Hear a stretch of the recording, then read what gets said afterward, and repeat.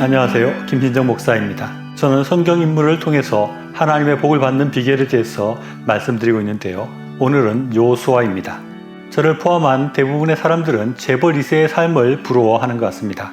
재벌 2세들은 뭔가 특별히 노력하거나 뭔가를 스스로 쟁취한 것 없이 쉽게 부와 권력을 누리는 것처럼 보이기 때문입니다. 그런데 오늘 살펴볼 여호수아에게서도 그런 느낌을 받습니다.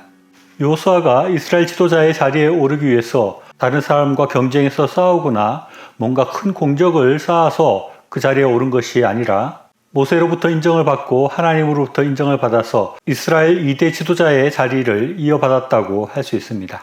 모세가 40년간의 광야 시절을 겪고 또 애굽 왕과 맞서 싸우고 또 이스라엘 백성들의 많은 도전과 반란을 겪고 이스라엘 지도자에 오른 것과 비교해보면 여호수아는 쉽게 그냥 그 자리에 오른 느낌을 받는 것입니다. 그러나 잘 살펴보면 그 자리가 그냥 주어진 것이 아니라는 것을 알게 됩니다.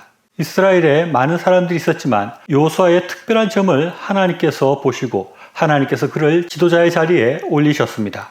저는 그 하나님께서 보신 점이 여호수아의 용기라고 생각을 합니다. 그리고 그 여호수아의 용기는 하나님이 함께 하시니 이길 수 있다는 믿음에서 나왔다고 생각합니다. 출애굽한 이스라엘 백성들이 가나안의 12정탐꾼을 보내었는데 다른 사람들은 가나안 백성들이 너무 거대하고 성읍이 크고 견고해서 우리가 도저히 이길 수 없다고 보고했습니다. 그러나 그 중에 여호수아와 갈렙은 우리가 능히 이길 수 있다고 말하면서 이렇게 말을 합니다. 민수기 14장 8절에서 여호와께서 우리를 기뻐하시면 우리를 그 땅으로 인도하여 들이시고 그 땅을 우리에게 주시리라. 이는 과연 젖과 꿀이 흐르는 땅이니라. 여호수아라고 네피림의 후손 같은 거인들을 보고 또 견고한 성을 보고 두려운 마음이 없었겠습니까? 그러나 여호수아는 하나님께서 함께 하신다. 하나님이 함께 하시면 우리가 이길 수 있다는 그런 믿음을 가지고 용기를 내었던 것입니다.